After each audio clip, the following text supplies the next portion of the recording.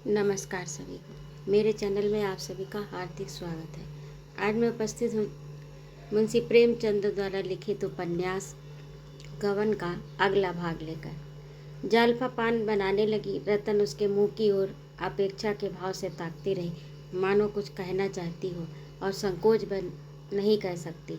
जालपा ने पान देते समय उसके मन का भाव ताड़ कर कहा, क्या है बहन, क्या कह रही हो? रतन, कुछ नहीं, मेरे पास कुछ रुपए हैं, तुम रख लो, मेरे पास रहेंगे तो खर्च हो जाएंगे। जालपा ने मुस्कुराकर आपत्ति की, और जो मुझसे खर्च हो जाए तो? रतन ने प्रफुल्ल मन से कहा, तुम्हारे ही तो हैं बहन, किसी गैर के तो नहीं। जालपा विचारों में डूबी हुई जमीन की तरफ ताकती रही, कुछ जवाब न दिया। रतन ने सिकवे के अंदाज से कहा, तुमने कुछ जवाब नहीं दिया बहन, मेरी समझ में नहीं आता तुम मुझसे खिंची क्यों रहती हो। मैं चाहती हूँ हम में और तुम में जरा भी अंतर न रहे, लेकिन तुम मुझसे दूर भागती हो। अगर मान लो मेरे 150 रुपये तुम्ही से खर्च हो गए तो क्या हुआ? बहनों में तो ऐसी कौड़ी कौड़ी का हिसाब नहीं होता। जालपा ने गंभीर होकर कहा, क्या कहूँ, बुरा तो ना मानोगी? बुरा मानने की बात होगी तो ज़रूर बुरा मानूंगी। मैं तुम्हारा दिल दुखाने के लिए नहीं कहती। संभव है तुम्हें बुरी लगे, तुम अपने मन में सोचो, तुम्हारे इस बहनापे में दया का भाव मिला हुआ है या नहीं। तुम मेरी गरीबी पर तरस खाकर। रतन ने लपक कर दोनों हाथों से उसका मुंह बंद कर दिया और बोली, बस अब रहने दो, तुम चाहे जो ख्याल करो, मगर ये भाव कभी मेरे मन में न था और ना हो सकता है। मैं तो जानती हूँ कि अगर मुझे भूख लगी हो तो मैं निसंकोच होकर तुमसे कह दूंगी, बहन मुझे कुछ खाने को दे दो, भूखी हूँ। जालपा ने उसी निर्ममता से कहा, इस समय तुम ऐसा कह सकती हो, तुम जानती हो कि किसी दूसरे समय तुम पूरियों या रोटियों के बदले मेवा खिला सकती हो, लेकिन ईश्वर न करे कोई ऐसा समय आए जब तुम्हारे घर में रोटी का टुकड़ा ना हो तो शायद तुम इतनी निसंकोच ना हो सकोगी। रतन ने दृढ़ता से कहा, मुझे उस दशा में भी तुमसे मांगने में संकोच नहीं हुआ होगा। मैत्री परिस्थितियों का विचार नहीं करती, अगर ये विचार बना रहे तो समझ लो मैत्री नहीं। ऐसी बातें करके तुम मेरा द्वार बंद कर रही हो। मैंने मन में समझा तुम्हारे साथ जीवन के दिन काट लूंगी, लेकिन तुम अभी से चेतावनी दिए देती हो, अभागों को प्रेम की भिक्षा भी नहीं मिलती। ये कहते कहते रतन की आंखें सजल हो गईं। जालपा अपने को दुखनी समझ रही थी, और दुखी जनों को निर्मम सत्य कहने की स्वाधीनता होती है, लेकिन रतन की मनोव्यथा उसकी व्यथा से कहीं विदारक थी। जालपा के पति के लौट आने की अब भी आशा थी। वह जवान है, उसके आते ही जालपा को ये बुरे दिन भूल जाएंगे। उसकी आशाओं का सूर्य फिर उदय होगा, उसकी इच्छाएं फिर फलेंगी फूलेंगी। भविष्य अपनी सारी आशाओं आकांक्षाओं के साथ है। उसके सामने विशाल उज्ज्वल रमणीय, कब रतन का भविष्य क्या था? उसके साथ ही उसके सामने था विशाल उज्ज्वल रमणीय, कब रतन का भविष्य क्या था? कुछ नहीं, शून्य अंधकार। जालपा आंखें पोंछ कर उठकर खड़ी हुई, बोली, पत्रों के जवाब देती रहना, रुपए देती जाओ। रतन ने पर्स से नोटों का एक बंडल निकाल कर उसके सामने रख दिया, पर उसके चेहरे पर प्रसन्नता नहीं थी। जालपा ने सरल भाव से कहा, क्या बुरा मान गई? रतन ने रूठे शब्दों में कहा, बुरा मानकर तुम्हारा क्या कर लूँगी? जालपा ने उसके गले में बाहें डाल दी। अनुराग से उसका हृदय गदगद हो उठा। रतन से उसे इतना प्रेम कभी न हुआ था। वह उससे अब तक खिंची सी रहती थी, ईर्ष्या करती थी। आज उसे रतन का असली रूप दिखाई दिया। वह सचमुच अभागिनी है, और मुझसे बढ़कर। एक क्षण बाद रतन आंखों में आंसू और हंसी के एक साथ भरे विदा हो गई। कलकत्ता में वकील साहब ने ठहरने का पहले ही इंतजाम कर लिया था, कोई कष्ट न हुआ। रतन ने महाराज और टीमल कहार को साथ ले लिया था। दोनों वकील साहब के पुराने नौकर थे, घर के आदमी हो गए थे। शहर के बाहर एक बंगला था, उसमें 3 कमरे मिल गए। सबसे ज़्यादा जगह वहाँ ज़रूरत न थी, इससे ज़्यादा जगह की वहाँ ज़रूरत न थी। हाथे में तरह तरह के फल पौधे लगे हुए थे। स्थान बहुत सुंदर मालूम होता था। पास पड़ोस में और कितने ही बंगले थे। शहर के लोग इधर हवाखोरी के लिए जाया करते थे और हरे होकर लौटते थे, पर रतन को वह जगह फाड़े खाती थी। बीमार के साथ वाले भी बीमार होते हैं, उदासों के लिए स्वर्ग भी उदास है। समग्र वकील साहब को और भी शिथिल कर दिया। इस स्थिति ने वकील साहब को और भी शिथिल कर दिया। 2-3 दिन तो उनकी दशा उससे भी खराब रही जैसे प्रयाग में थी, लेकिन दवा शुरू होने के 2-3 दिन बाद वह कुछ संभलने लगे। रतन सुबह से आधी रात तक उनके पास ही कुर्सी पर बैठी रहती। स्नान भोजन की भी सुधि न रहती। वकील साहब चाहते थे वह यहाँ से हट जाए तो दिल खोल कर कराहें। उसे तस्कीन देने के लिए अपनी दशा को छिपाने की चेष्टा करते थे। मैं पूछती आज कैसी तबीयत है, तो वो फीकी मुस्कुराहट के साथ कहते आज तो जी बहुत हल्का मालूम होता है। बेचारी सारी रातें करवटें बदल कर काटते थे। पर रतन पूछती रात नींद नहीं आई थी, तो कहते हाँ खूब सोया। रतन पथ्य सामने ले जाती तो अरुच होने पर भी खा लेते। रतन समझती ये अब अच्छे हो रहे हैं। कविराज जी से भी वही समाचार कहती। वह भी अपने उपचार की सफलता पर प्रसन्न थे। एक दिन वकील साहब ने रतन से कहा मुझे डर है कि मुझे अच्छा होकर तुम्हारी दवा न करनी पड़े। रतन ने प्रसन्न होकर कहा इससे बढ़कर क्या बात होगी। मैं तो ईश्वर से मनाती हूँ कि तुम्हारी बीमारी मुझे दे दे। शाम को घूम आया करो। अगर बीमार पड़ने की इच्छा हो तो मेरे अच्छे हो जाने पर पड़ना। कहाँ जाऊँ, मेरा तो कहीं जाने को जी नहीं चाहता। मुझे यहीं सबसे अच्छा लगता है। वकील साहब को एकाएक रमानाथ का ख्याल आ गया। बोले जरा शहर के पार्कों में घूम घाम कर देखो, शायद रमानाथ का पता चल जाए। रतन को अपना वादा याद आ गया। रमा को पा जाने की आनंदमय आशा ने एक क्षण के लिए उसे चंचल कर दिया। कहीं वह पार्क में बैठे मिल जाए तो पूछूं कहिए बाबूजी अब कहाँ भाग कर जाइएगा। इस कल्पना से उसकी मुद्रा खिल उठी। बोली जालपा से मैंने वादा तो किया था पता लगाऊंगी, पर यहाँ आकर भूल गई। वकील साहब ने आग्रह से कहा आज चली जाओ। आज क्या, शाम को रोज घंटे भर के लिए जाया करो। रतन ने चिंतित होकर कहा लेकिन चिंता तो लगी रहेगी। वकील साहब ने मुस्कुराकर कहा मैं तो अच्छा हो रहा हूँ। रतन ने संदिग्ध भाव से कहा अच्छा चली जाऊंगी। रतन को कल से वकील साहब के आश्वासन पर कुछ संदेह होने लगा। उनकी चेष्टा से अच्छे होने का कोई लक्षण उसे न दिखाई देता। इनका चेहरा क्यों दिन दिन पीला पड़ता जाता है, इनकी आंखें क्यों हरदम बंद रहती हैं, देह क्यों दिन रात घुलती जाती है। महाराज और कहार से ये शंका न कह सकती थी। कविराज से पूछते उसे संकोच होता था। अगर कहीं रमा मिल जाती तो उनसे पूछती। वह इतने दिनों से यहाँ है, किसी दूसरे डॉक्टर को दिखाती। इस कविराज जी से कुछ निराशा हो चली थी। जब रतन चली गई तो वकील साहब ने टीमल से कहा मुझे जरा उठाकर बिठा दो। टीमल पड़े पड़े कमर सीधी हो गई। एक प्याली चाय पिला दो। कई दिन हो गए चाय की सूरत नहीं देखी। यह पथ्य मुझे मारे डालता है, दूध देखकर ज्वर चढ़ाता है। उनकी खातिर पी लेता हूँ। मुझे तो इन कविराज की दवा से कोई फ़ायदा मालूम नहीं होता। तुम्हें क्या मालूम होता है।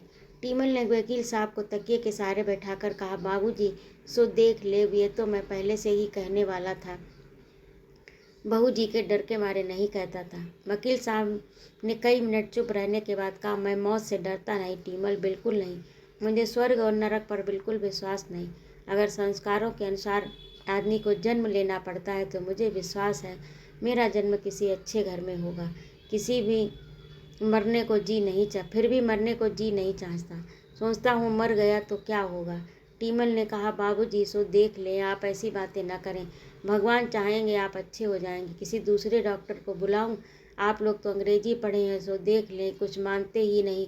मुझे तो कुछ और ही संदेह हो रहा है। कभी कभी गंवारों की भी सुन लिया करो। सो देख लो, आप मानो चाहे न मानो, हम एक सयाने को लाऊंगा। बंगाल के ओझो सयानो मशहूर हैं। वकील साहब ने मुंह उधर लिया। प्रेत बाधा का ये हमेशा मजाक उड़ाया करते थे।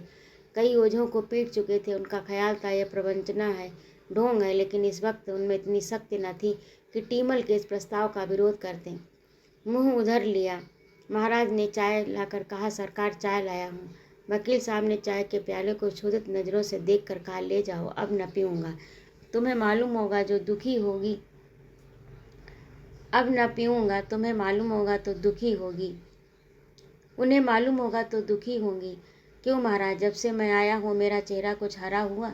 महाराज ने टीमल की ओर देखा। वह हमेशा दूसरों की राय देखकर राय दिया करते थे।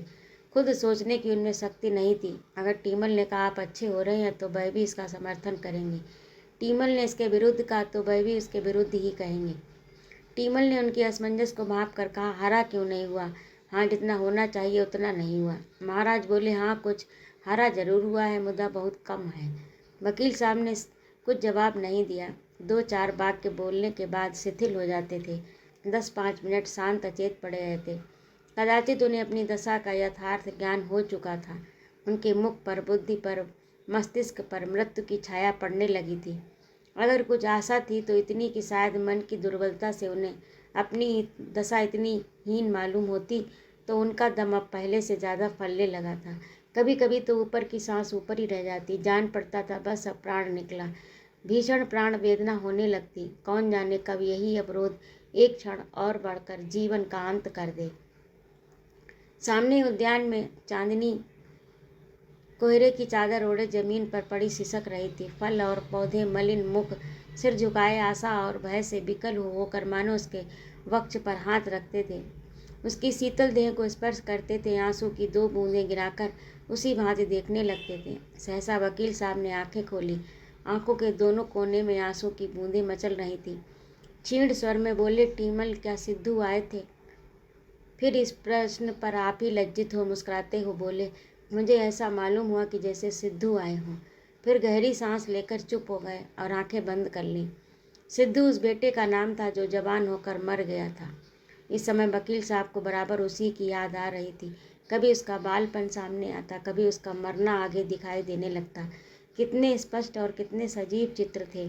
उनकी स्मृति कभी इतनी मूर्तिमान, इतनी चित्रमय न थी। कई मिनट के बाद उन्होंने फिर आंखें खोली और इधर उधर खोई हुई आंखों से देखा।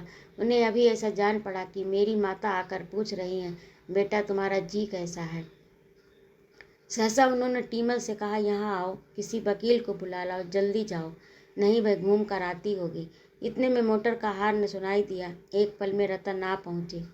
वकील को बुलाने की बात उड़ गई। वकील साहब ने प्रसन्न मुख होकर पूछा, कहाँ गाँव गई थी, मुझे पता मिला? रतन ने उनके माथे पर हाथ रखते हुए कहा, कई जगह देखा, कहीं न दिखाई दिए। इतने बड़े शहर में सड़कों का पता तो जल्दी चलता नहीं, वह भला कहाँ मिलेंगे? दवा खाने का समय तो आ गया ना? वकील साहब ने दबी जबान से कहा, लाओ खा लूँ। रतन ने दवा निकाली, उन्हें उठाकर पिलाई। इस समय वह न जाने क्यों कुछ भयभीत सी हो रही थी। एक अस्पष्ट अज्ञात शंका उसके हृदय को दबाए हुए थी। एकाएक उसने कहा, उन लोगों में से किसी को तार दे दूं? वकील साहब ने प्रश्न की आंखों से देखा। फिर आप उसका आशय समझ कर बोले, नहीं नहीं, किसी को बुलाने की ज़रूरत नहीं, मैं अच्छा हो रहा हूँ।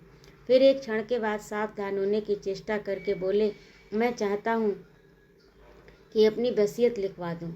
जैसे एक शीतल तीव्र बाण रतन के पैर से घुसकर सिर से निकल गया।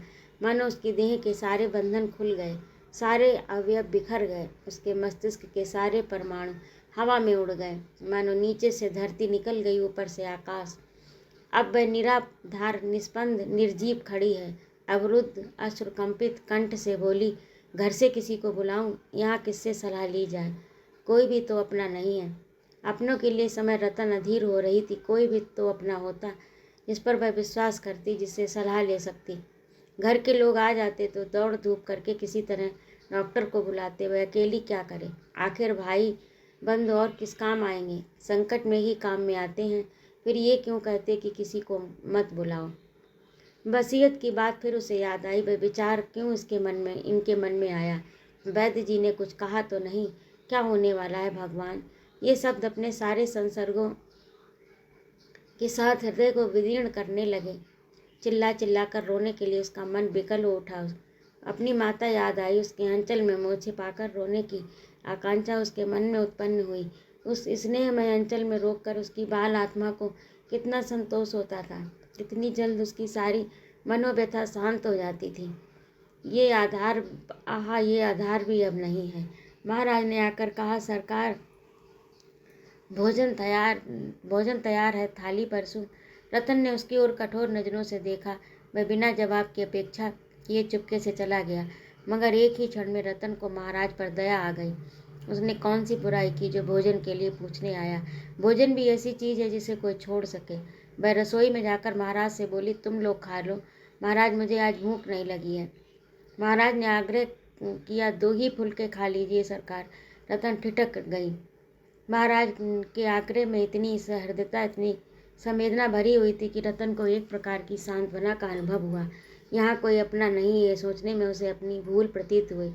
महाराज ने अब तक रतन को कठोर स्वामिनी के रूप में देखा था। वही स्वामिनी आज उसके सामने खड़ी मानो सहानुभूति की भिक्षा मांग रही थी। उसकी सारी सद्वृत्तियाँ उमड़ उठी। रतन को उसके दुर्बल मुख पर अनुराग का तेज नजर आया। उसने पूछा, क्यों महाराज, बाबूजी को इस कविराज की दवा से कोई लाभ हो रहा है? महाराज ने डरते डरते वही शब्द दोहरा दिए जो आज वकील साहब से कहे थे। कुछ कुछ तो हो रहा है, लेकिन जितना होना चाहिए उतना नहीं। रतन ने अविश्वास के अंदाज से देखकर कहा, तुम भी मुझे धोखा देते हो महाराज। महाराज की आंखें डबडबा गईं। बोले, भगवान सब अच्छा ही करेंगे बहू जी, घबराने से क्या होगा, अपने तो कोई बस में बात है नहीं। रतन ने पूछा, जहाँ कोई ज्योतिषी ना मिलेगा, जरा उससे पूछते, कुछ पूजा पाठ भी करा लेने से अच्छा होता। महाराज ने तुष्टि के भाव से कहा, ये तो मैं पहले ही कहने वाला था बहू जी, लेकिन बाबूजी का मिजाज तो जानती हूँ, इन्हीं बातों से बिगड़ते हैं। रतन ने दृढ़ता से कहा, सवेरे किसी को जरूर बुला लाना, सरकार चिढ़ेंगे मैं तो कहती हूँ। ये कहती हुई वह कमरे में आई और रोशनी के सामने बैठकर जालपा को पत्र लिखने लगी। बहन नहीं कह सकती क्या होने वाला है। आज मुझे मालूम हुआ कि मैं अब तक मीठे भ्रम में पड़ी हुई थी। बाबूजी अब तक मुझसे अपनी दशा छिपाते थे, मगर ये बात आज उनसे बेकाबू है।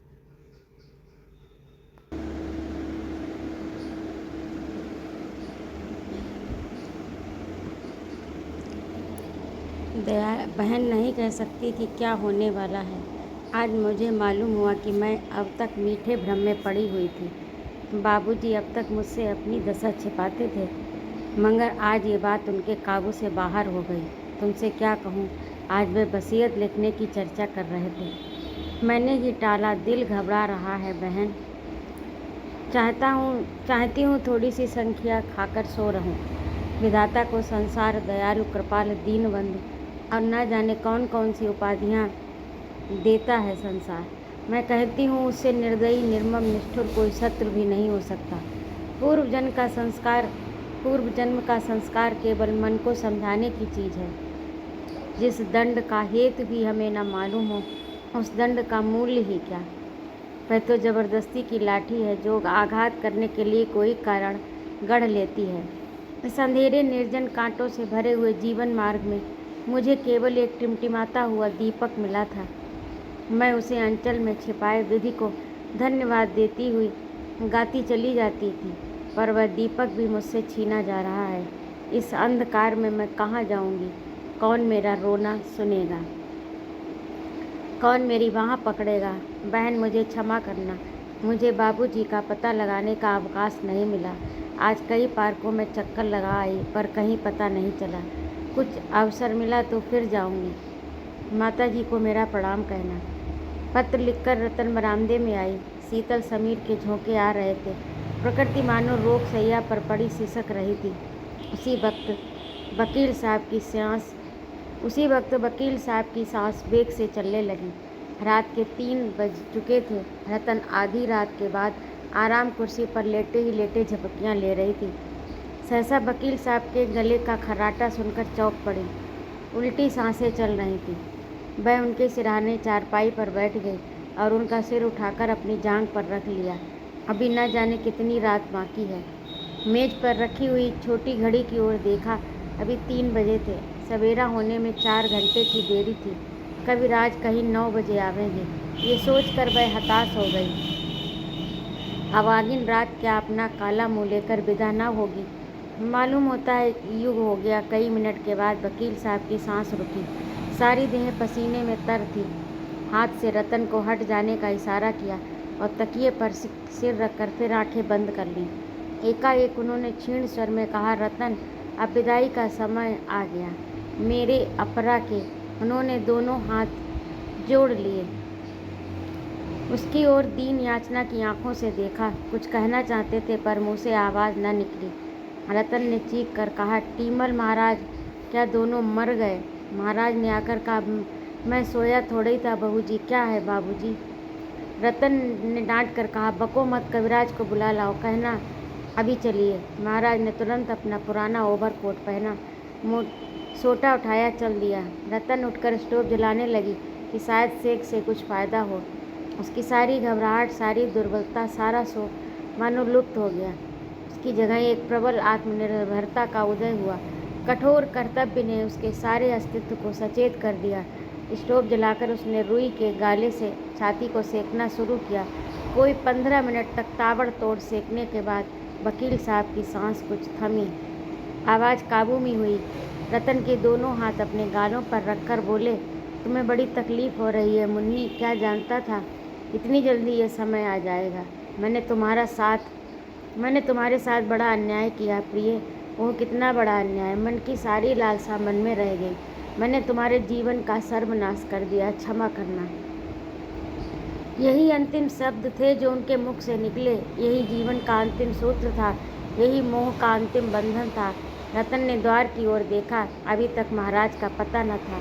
हाँ, टीमल खड़ा था और सामने अथाह अंधकार जैसे अपने जीवन की अंतिम वेदना से मूर्छित पड़ा था।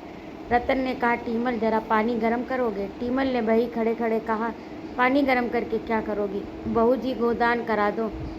2 बूंद गंगा जल मुँह में डाल दो।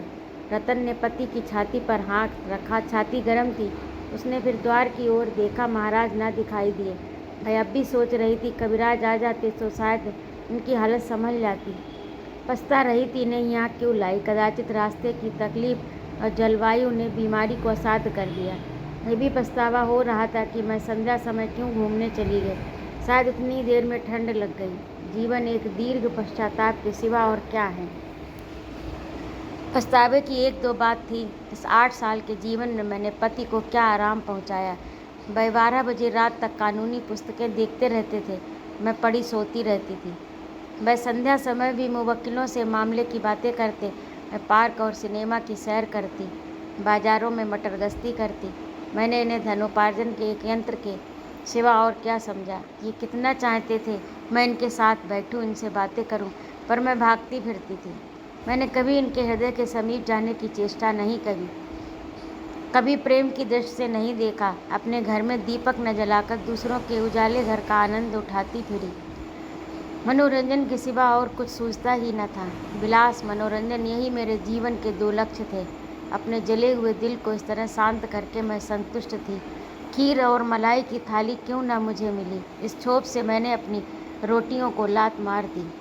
आज रतन को उस प्रेम का पूर्ण परिचय मिला जो इस विदा होने वाली आत्मा को उससे था। वह इस समय भी उसी की चिंता में मग्न थी। रतन के लिए जीवन में फिर भी कुछ आनंद था, कुछ रुचि थी, कुछ उत्साह था। इनके लिए जीवन में कौन सा सुख था? न खाने पीने का सुख, न मेले तमाशे का शौक। जीवन का एक दीर्घ तपस्या थी जिसका मुख्य उद्देश्य कर्तव्य पालन था। क्या रतन उनका जीवन सुखी न बना सकती थी? क्या एक क्षण के लिए कठोर कर्तव्य की चिंताओं से उन्हें मुक्त न कर सकती थी? कौन कह सकता है कि विराम और विश्राम से ये बुझने वाला दीपक कुछ दिन और न प्रकाशमान रहता। लेकिन उसने कभी अपने पति के प्रति अपना कर्तव्य ही न समझा। उसकी अंतरात्मा सदैव विद्रोह करती रही, केवल इसीलिए कि इनसे मेरा संबंध क्यों हुआ। क्या उस विषय में सारा अपराध इन्हीं का था? कौन कह सकता कि दरिद्र माता पिता ने मेरी भी दुर्गति न की होती। जवान आदमी भी सबके आदर्श ही होते हैं। उनमें भी तो व्यभिचारी, क्रोधी, शराबी सभी तरह के होते हैं। कौन कह सकता है इस समय मैं किस दशा में होती। रतन का एक एक रोआ इस समय तिरस्कार कर रहा था। उसने पति के शीतल चरणों पर सिर झुका लिया और बिलक बिलक कर रोने लगी। सारे कठोर भाव जो बराबर उसके मन में उठते रहते थे, सारे कटु वचन जो उसने जल जल कर उन्हें कहे थे, इस समय सैकड़ों बिच्छुओं के समान उसे डंक मार रहे थे। हाय, मेरा ये व्यवहार उस प्राणी के साथ था जो सागर की भांति गंभीर था। इस हृदय में कितनी कोमलता थी, कितनी उदारता। मैं एक बीड़ा पान दे देती थी तो कितना प्रसन्न हो जाते थे। जरा हंसकर बोल देती थी तो कितने तृप्त हो जाते थे। पर मुझसे इतना भी न होता। इन बातों को याद कर करके उसका हृदय फटा जाता। उन चरणों पर सिर रखे उसे प्रबल आकांक्षा हो रही थी कि मेरे प्राण इसी क्षण निकल जाएं।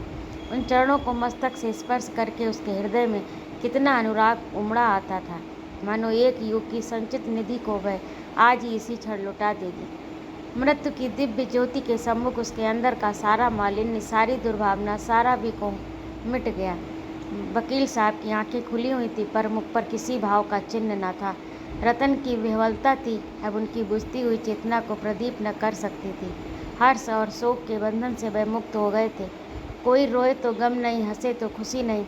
टीमल ने आचमनी में गंगा जल लेकर उनके मुंह में डाल दिया। आज उन्होंने कुछ बाधा न दी।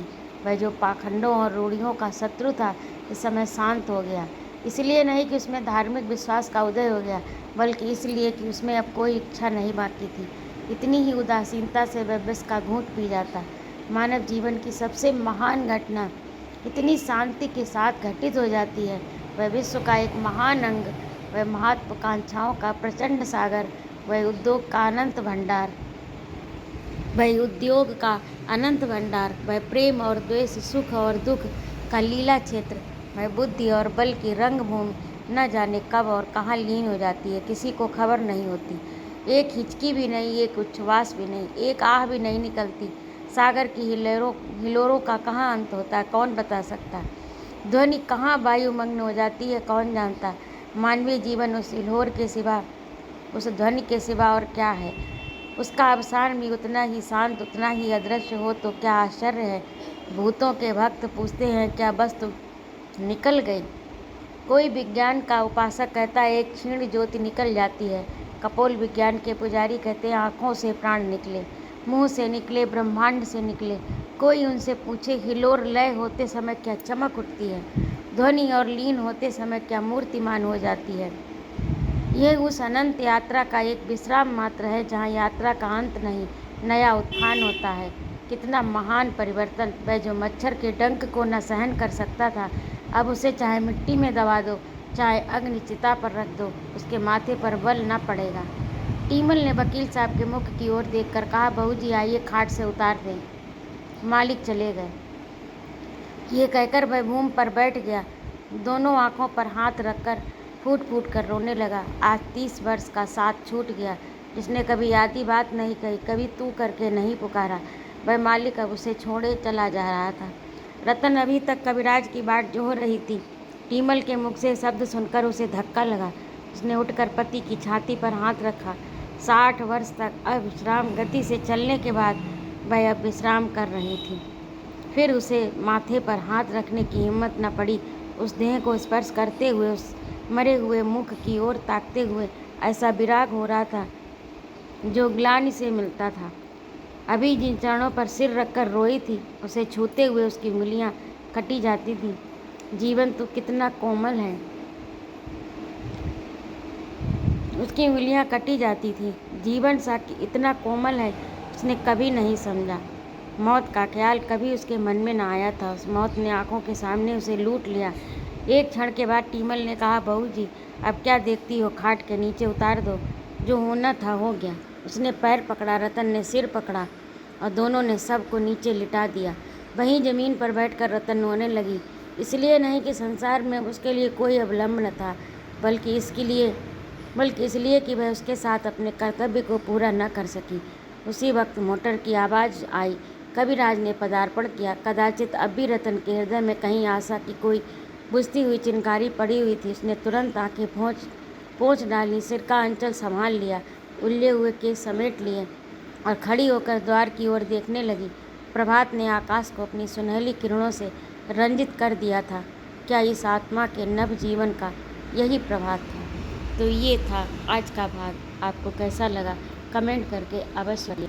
और यदि आपको मेरा कहानी सुनाना अच्छा लगता हो तो कृपया मेरे चैनल को सब्सक्राइब अवश्य करिएगा और अपने सुझाव व प्रतिक्रिया भी दीजिएगा। आपके सुझाव और प्रतिक्रिया का मेरे कमेंट बॉक्स में सादर स्वागत है। उपस्थित रहने के लिए बहुत बहुत धन्यवाद। जय माँ भारती।